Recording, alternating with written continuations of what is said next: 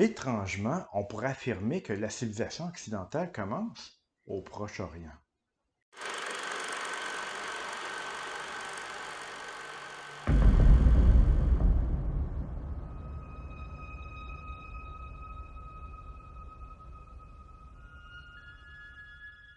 Bonjour chers amateurs d'histoire. Alors comme vous le savez, cette série de capsules est consacrée à l'histoire de la civilisation occidentale et comme on l'a vu dans la capsule précédente, on insiste beaucoup sur le concept de civilisation et il ne me semble pas impertinent de commencer d'abord par les origines de la civilisation occidentale et aussi comment une civilisation commence. Et pour ce faire, nous allons commencer avec une civilisation à laquelle l'Occident doit beaucoup, la civilisation mésopotamienne située au Proche-Orient. En effet, je considère que par ce moyen, ça nous donnera l'occasion de voir comment se développe une civilisation et nous allons aussi constater à quel point la civilisation occidentale ne part pas de nulle part, elle va jouir de plusieurs héritages qu'elle a hérités de cette civilisation mésopotamienne.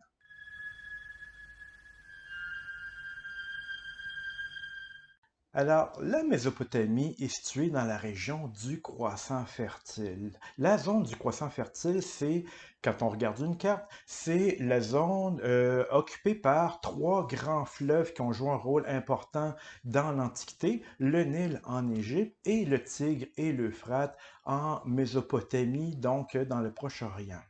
Alors, ce sont, comme vous le savez, des régions relativement désertiques. Il y a du désert à bien des endroits. L'eau y est rare, sauf dans ces endroits, ces régions baignées par ces trois fleuves extrêmement importants. Et ce n'est pas un hasard si la civilisation va se développer justement dans ces trois régions-là, en Égypte notamment, mais nous, on va se consacrer plus particulièrement à la Mésopotamie. Alors, dans le cadre de ce cours, on va se concentrer plus particulièrement à la toute fin de la préhistoire, à la période du néolithique, ou si vous préférez, le nouvel âge de pierre, où la population en Mésopotamie a fait une découverte lourde de conséquences pour l'avenir. C'est que les gens habitants de la région vont y découvrir du blé à l'état sauvage. Pour l'époque, c'est une trouvaille considérable. Pourquoi? Parce que jusqu'ici, dans l'histoire de l'humanité, l'être humain avait toujours été considérablement préoccupé par la recherche de nourriture. L'être humain, qui était essentiellement un chasseur-cueilleur, devait constamment, jour après jour, surtout durant l'ère glaciaire, chercher sa nourriture pour être capable de survivre. Mais avec la découverte du blé, les choses changent, dans la mesure où est-ce que on constate à cette époque que le blé peut se conserver longtemps quand on le met dans de la poterie, au sec, à l'abri. Donc, on peut amasser des grandes quantités de blé. Et donc, de la sorte, ça libère déjà une partie des travailleurs. Mais mieux encore, avec le temps, probablement suite à plusieurs accidents où est-ce qu'on échappe des semences de blé, on va découvrir qu'on peut contrôler la pousse de ces gerbes de blé. Et de ce fait, on découvre l'agriculture. Et à partir de ce moment-là, les êtres humains de la région vont être capables de cultiver leur nourriture et il y aura énormément de conséquences à tout cela.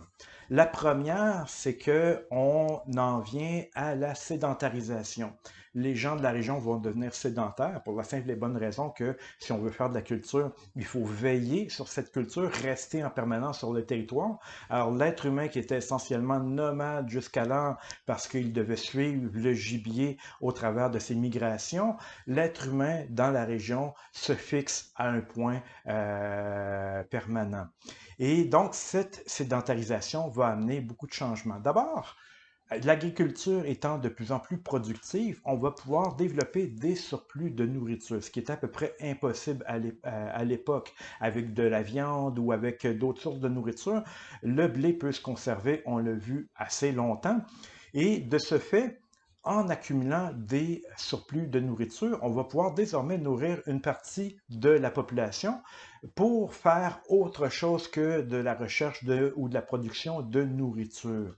Et l'artisanat, à ce moment-là, qui a toujours existé, va commencer à devenir de plus en plus important. Non seulement il devient plus important, mais il y a des gens qui vont se consacrer uniquement à l'artisanat.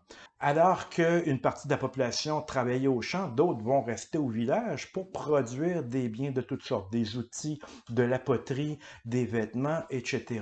Ces gens-là vont en venir à se spécialiser parce qu'évidemment, lorsqu'on consacre sa vie à une activité, on se spécialise, on devient meilleur, on perfectionne les produits qu'on génère et tout. Donc, l'outillage, la poterie et tous les autres moyens de production vont évoluer plus rapidement à partir du moment où il y aura spécialisation. Et évidemment, ces gens-là qui produisent des outils ou toutes sortes d'autres éléments ne peuvent les manger, mais le commerce est possible et donc on commence à faire des échanges de toutes sortes de marchandises contre de la nourriture, donc par le troc. Et de la sorte, on assiste au début des premiers embryons de commerce. Le commerce a toujours existé, évidemment, des petits échanges de biens entre personnes, mais le commerce devient maintenant un mode de vie pour plusieurs d'entre eux.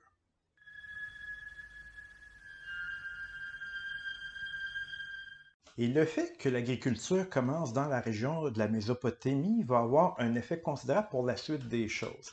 Expliquons-nous. C'est que, évidemment, en Mésopotamie, on est dans une région extrêmement aride. Alors, les précipitations sont très peu nombreuses. Il pleut très peu à l'intérieur d'une année et le climat est très chaud, aridant. La température peut monter facilement à 50 degrés durant les périodes de chaleur.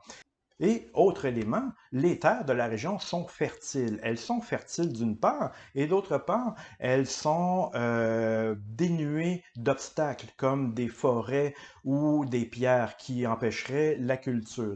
Donc, ce sont des terres qui sont déjà dégagées d'arbres et dégagées de pierres, mais il manque l'eau. Mais ce sont des terres qu'on peut déjà cultiver.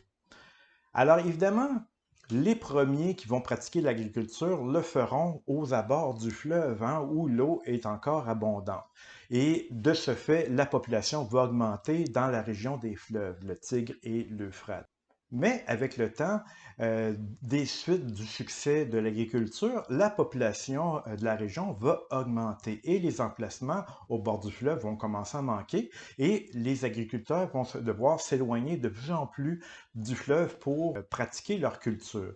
Et c'est là que ça pose problème, c'est qu'évidemment, il faut transporter l'eau du fleuve jusqu'à la culture et quand c'est à 50 mètres, ça se fait bien, mais rendu à 200, 300 mètres ou 1 kilomètre, ça commence à devenir un travail extrêmement pénible pour les agriculteurs.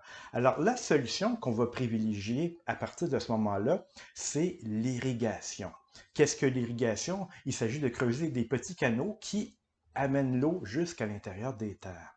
Sauf que l'irrigation n'est pas quelque chose qu'on peut improviser. Si tout un chacun à l'intérieur d'une société commence à creuser des canaux à tort et à travers partout dans la région, qu'est-ce qu'il risque d'arriver? Il risque d'avoir une déperdition de l'eau. Alors, à certains endroits, on achemine trop d'eau et elle s'évapore et elle ne correspond pas aux besoins, alors que dans d'autres régions, l'eau ne se rendra même pas là et éventuellement, il y aura des problèmes pour les cultures.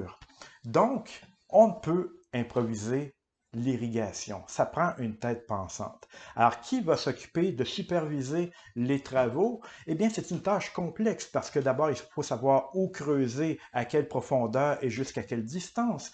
Et de ce fait, il faut prévoir combien de gens on va nourrir pour creuser et combien de gens, combien d'outils on va devoir utiliser, quelle quantité de nourriture on va devoir leur fournir pour qu'ils puissent faire leur travail, etc. Donc, c'est un problème extrêmement complexe pour une société de cette époque-là. Et qui va mener les travaux? On va songer à une partie de la population qui joue un rôle de leadership depuis longtemps et qui a l'habitude d'abstraction intellectuelle, qui est capable de réfléchir. Ce sont les sages de la tribu généralement. On parle des prêtres. Alors les prêtres ont l'habitude d'exercer déjà un certain leadership auprès de la population, donc ils ont déjà une certaine autorité morale, mais en plus, c'est que ce sont les savants de leur époque, ils connaissent les anciennes histoires, ils connaissent les dieux, ils sont capables de faire des raisonnements abstraits. Ils semblent être les personnes toutes désignées pour superviser les travaux d'irrigation. Donc, on va confier aux prêtres la supervision de ces travaux d'irrigation et ils vont réussir, d'après ce qu'on peut voir. Et suite à ça, grâce à l'organisation du travail qu'ils vont superviser, ces sociétés-là, en Mésopotamie, vont réussir à créer un réseau d'irrigation complexe qui va leur permettre d'augmenter leur population et d'augmenter leur influence. Et on va se rendre compte à la même occasion que d'avoir une supervision du travail est extrêmement payante pour une société. Et comme les prêtres ont réussi à le faire, on va décider de leur confier les autres tâches de supervision. D'abord, l'entretien du réseau d'irrigation, mais toute l'organisation du travail va maintenant reposer entre les mains des prêtres. Et de ce fait, selon plusieurs savants, plusieurs experts, il semblerait que la première autorité centrale qui soit apparue dans les civilisations du Proche-Orient, ce sont les prêtres. Les prêtres vont être au sommet de cette société-là. Donc, ces sociétés du Proche-Orient qui s'appuient de plus en plus sur l'agriculture et sur l'irrigation vont prospérer considérablement sous l'égide des prêtres. Et de ce fait, la population augmente, les premières villes apparaissent par la même occasion parce que on est maintenant capable de nourrir suffisamment de personnes dans la même région pour créer les premières grandes agglomérations. Et plusieurs peuples vont se succéder dans ces régions, des peuples dont on ne connaît pas le nom parce qu'on est encore à la toute fin de la préhistoire, l'écriture n'existe pas et donc on n'a pas retenu le nom de ces premiers peuples. Évidemment, on peut se douter qu'il y aura des oppositions parfois entre les peuples nouvellement sédentaires et les nomades qui se promènent dans la région et qui voient une occasion d'exercer parfois des prédations, des attaques pour s'emparer des richesses, s'emparer de la nourriture des gens qui habitent dans les villes et aux abords des champs. Néanmoins, donc, au travers de tous ces bouleversements-là, les premières villes vont prospérer de plus en plus.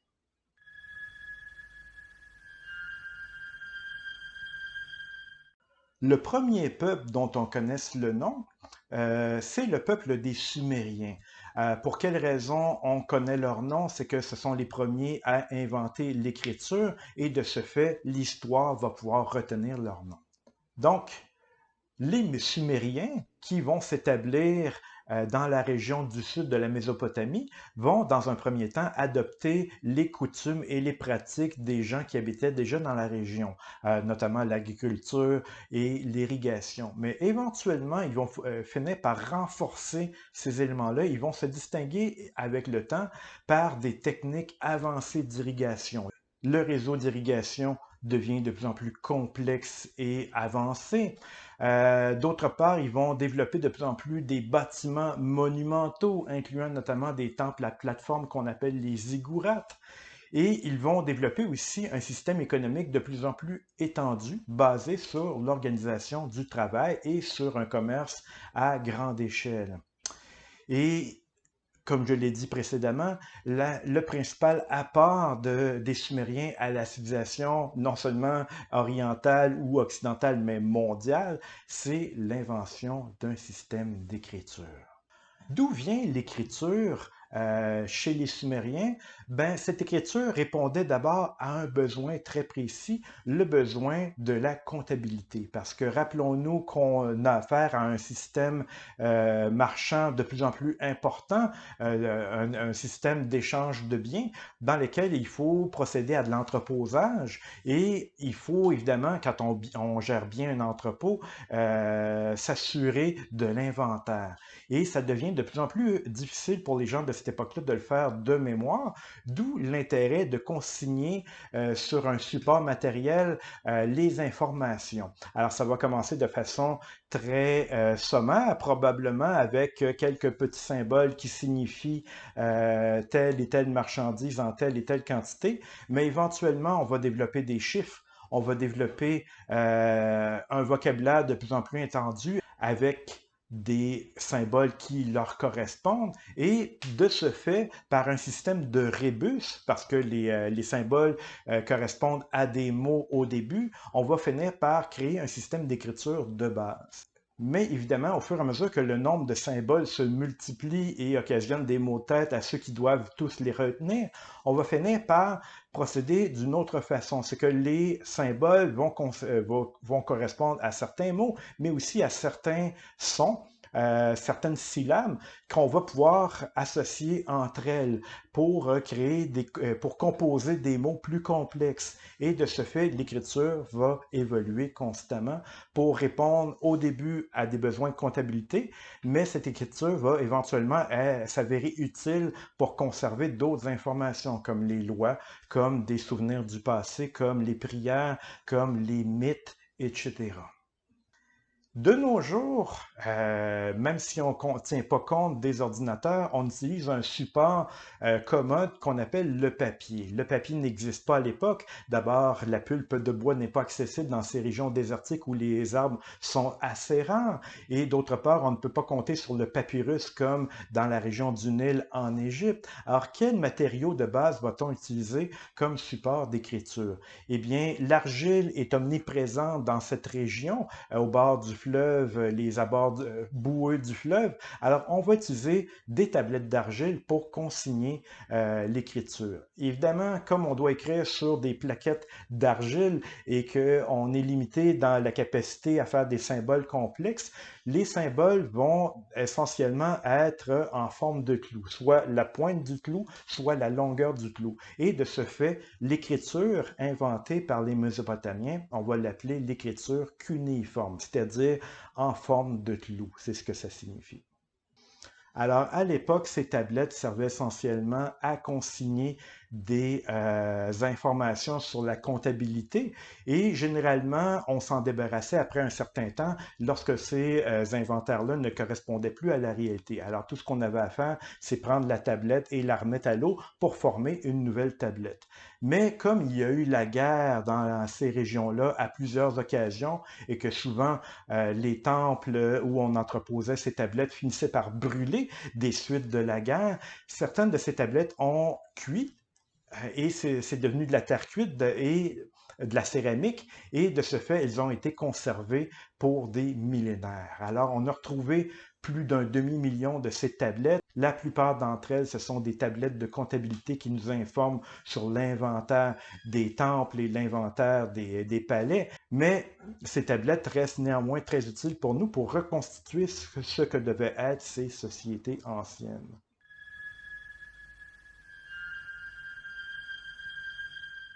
Alors, les cités se multiplient en Mésopotamie. Et comme toutes ces cités dépendent considérablement de l'agriculture et de la présence d'eau, elles vont toutes s'établir au bord des deux fleuves de la région, le Tigre et l'Euphrate.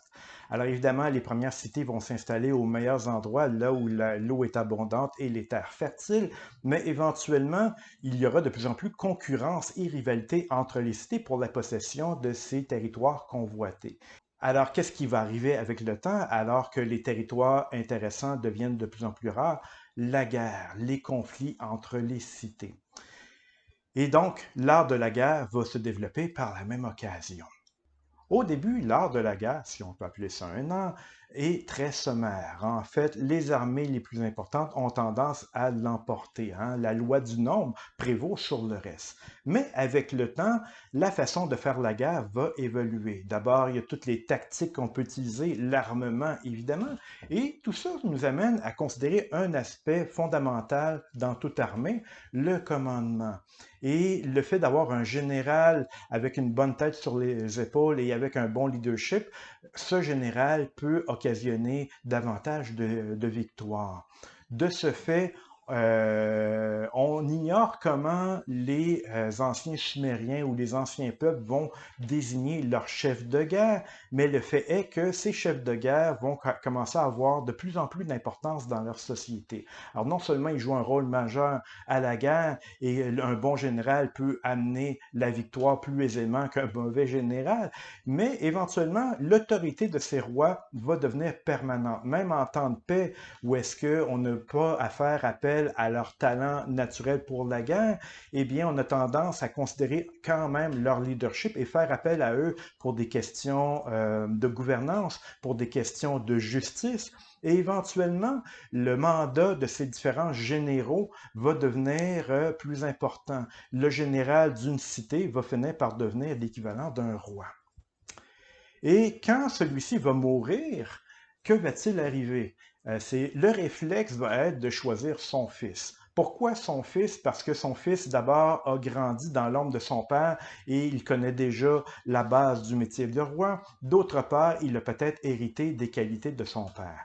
Et généralement, les premiers fils de roi, ceux qu'on va désigner en tant que tels, montrent déjà certaines qualités qui rassurent la population. Alors, dans les premiers temps, on va avoir tendance à choisir les fils des rois. Et après plusieurs générations, ça va devenir une tradition incontournable. Peu importe si le fils du précédent roi est compétent ou non, le réflexe, la tradition est désormais bien établie. Et donc, ces familles de rois vont devenir carrément des dynasties qui se transmettent le pouvoir d'une génération à l'autre.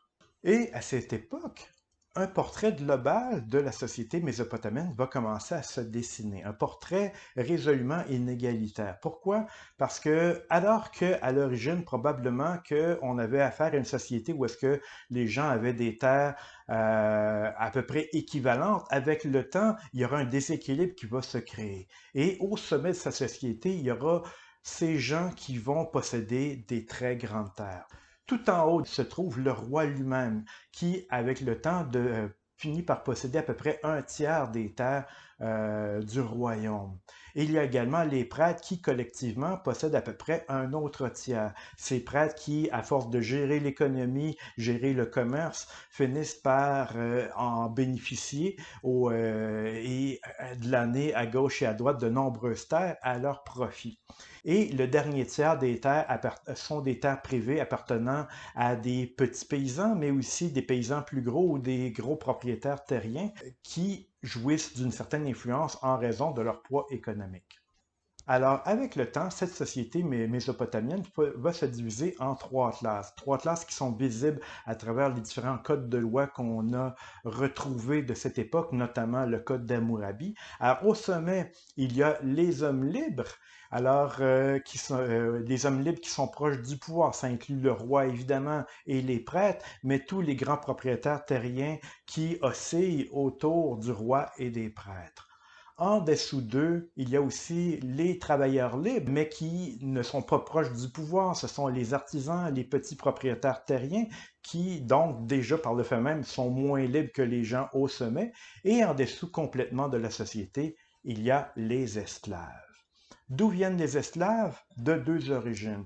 Une grande partie d'entre eux viennent des guerres. Ce sont des prisonniers de guerre ou des descendants de prisonniers de guerre qui ont fini par être capturés et perdre leur liberté et qui doivent donc travailler pour le peuple qui les a conquis. Mais il y a également les esclaves pour dette. Qui sont-ils? Ce sont des paysans ou des petites gens qui, suite à toutes sortes d'ennuis, ont fini par devoir emprunter de l'argent, emprunter du blé, emprunter des denrées, qui ne sont pas capables de rendre ensuite et qui, avec le temps, finissent par perdre leur liberté. Et de ce fait, on a un portrait ici d'une société de plus en plus inégalitaire. Et ce n'est pas ce qui était prévu à l'origine, mais par l'évolution des événements et des changements à travers la société, ces classes sociales finissent par devenir incontournables.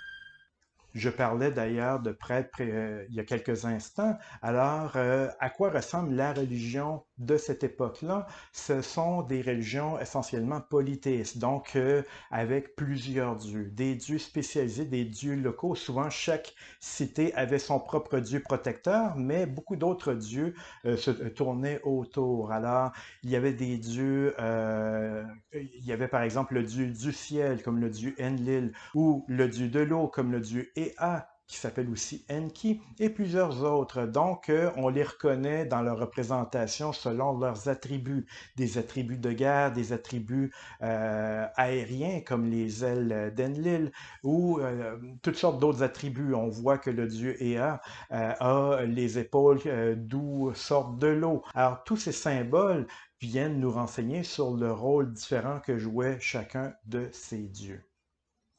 D'ailleurs, au travers de cette religion vont s'établir plusieurs mythes et certains vont avoir une postérité très importante. Je pense entre autres au mythe du déluge qui nous vient des Sumériens avec Utanapishtim qui est l'équivalent de Noé dans la Bible, ou je pense également à Gilgamesh, Gilgamesh qui est le héros de la cité de Our, hein, le roi de Our qui a une force colossale qui rappelle la force de certains héros grecs qui vont suivre par la suite, notamment Hercule.